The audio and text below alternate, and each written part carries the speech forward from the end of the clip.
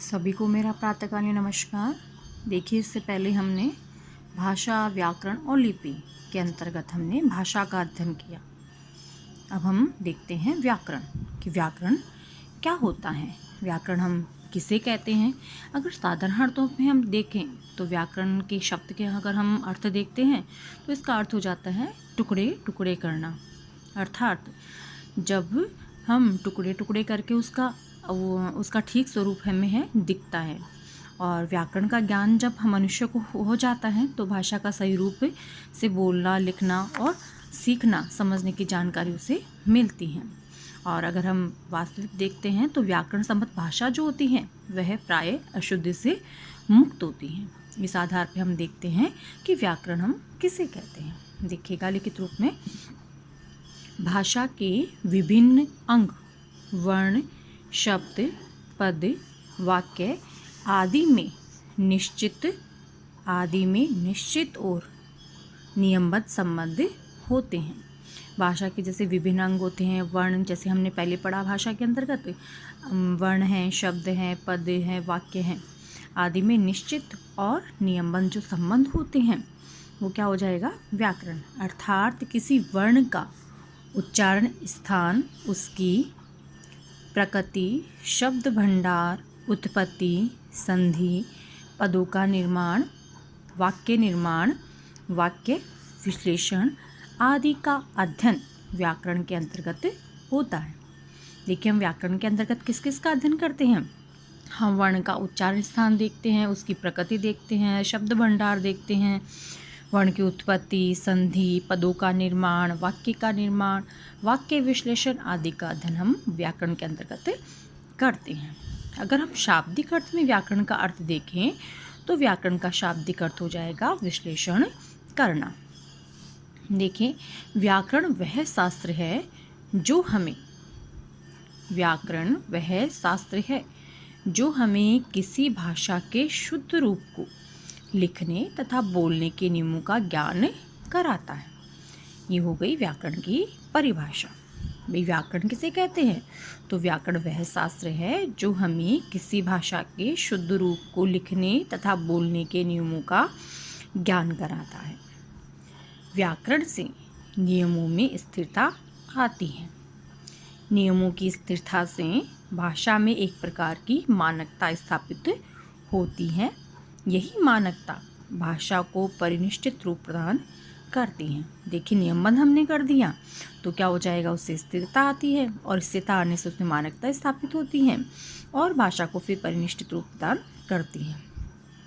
अतः व्याकरण ही ऐसा शास्त्र है जो भाषा को सर्वमान्य, शिष्ट सम्मत और स्थायी रूप प्रदान करता है। अब देखेंगे हम इसके अंग कौन कौन से होते हैं। व्याकरण के अंग, भाषा की मूल ध्वनियों के लिखित चिन्हों को वर्ण कहते हैं। देखिए, भाषा की मूल ध्वनियों के लिखित चिन्हों को हम क्या कहते हैं, वर्ण कहते हैं। वर्णों के मेल से शब्द और पद बनते हैं। इनसे वाक्य का निर्माण होता है।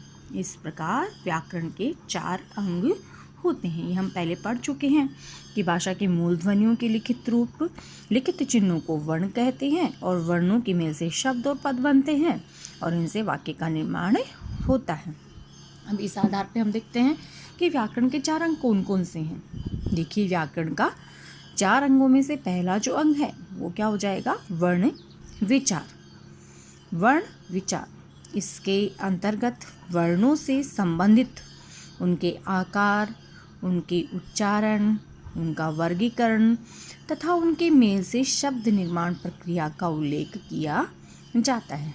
देखिए, वर्ण विचार में हम क्या करते हैं कि वर्ण है और हम उनका वर्णों का आकार देखेंगे, उनका उच्चारण किस प्रकार होता है, उनका वर्गीकरण किस प्रकार हम कर सकते हैं, उनके मेल से शब्द निर्माण की प्रक्रिया किस प्रकार होती है, उसका उल्लेख किसके अंतर्गत किया जाता है, उसका उल्लेख किया जाता है वर्ण विचार के अंतर्गत। दूसरा जो व्याकरण का अंग है वो है शब्द विचार।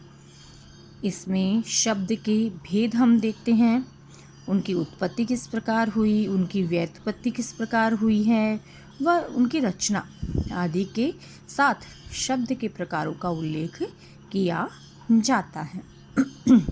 शब्द के भेद, उनकी उत्पत्ति, व्युत्पत्ति, रचना आदि का अध्ययन हम किसके अंतर्गत करते हैं? शब्द विचार के अंतर्गत हम इसका अध्ययन करते हैं। अगला जो अंग है व्याकरण का वो है पद विचार। पद विचार, इसमें शब्द से पद निर्माण प्रक्रिया, जब हम पद परिचय करेंगे तो उसके अंतर्गत हम देखेंगे किस प्रकार पद निर्माण हो रहा है, कैसे उनका हम है भेद करते हैं। तो इसमें हम देखते हैं शब्द निर्माण प्रक्रिया और पद के विविध रूपों का वर्णन होता है। भाई हम पद का निर्माण किस प्रकार हुआ, उसकी प्रक्रिया क्या है, और पद के विविध रूपों का वर्णन किसके अंतर्गत किया जाता है, वो है पद विचार के अंतर्गत इसके रूपों का अध्ययन किया जाता है।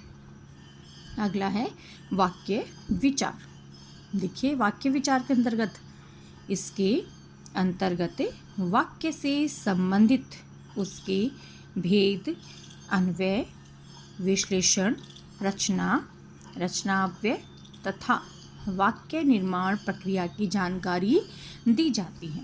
इसके अंतर्गत वाक्य से संबंधित उसके भेद, विश्लेषण, रचना, अव्यय तथा वाक्य निर्माण की प्रक्रिया की जानकारी दी जाती है। अब इस आधार पे हम देखते हैं व्याकरण के अंग कितने हो गए? वर्ण विचार, शब्द विचार, पद विचार, वाक्य विचार, ये 4 अंग हैं व्याकरण के हो गए हैं। भाई भाषा हमने पढ़ी, भाषा के अंतर्गत हमने वर्ण, शब्द, पद, वाक्य हमने पढ़े।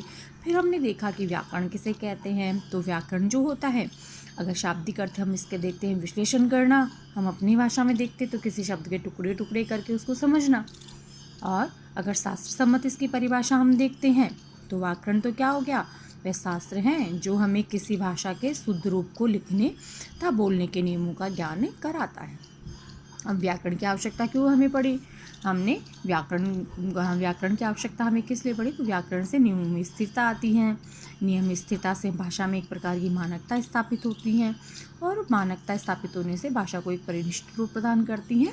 और व्याकरण ही ऐसा शास्त्र है जो भाषा को सर्वसम्मत, शिष्ट सम्मत और स्थायी रूप प्रदान करता है। नियमबद्ध उसको करता है, परिनिष्ठ रूप प्रदान उसको करता है।